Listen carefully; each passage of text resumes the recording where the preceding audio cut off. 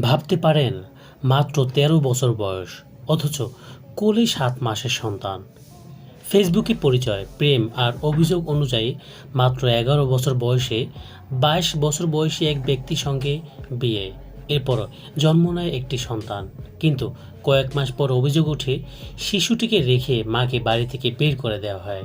নিজের সন্তানকে ফিরে পেতে শুরু হয় আইনি লড়াই। অবশেষে আদালতের নির্দেশে পুলিশ শিশুটিকে রক্ষা করে। শুনানি শেষে বিচারক শিশুটিকে তার মায়ের জিম্মায় দেওয়ার আদেশ দিয়ে দেন।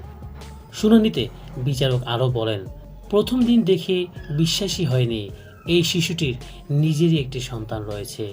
এখন সবচেয়ে বড় প্রশ্ন, এই মা ও তার শিশুর ভবিষ্যতের দায়িত্ব কে নেবে?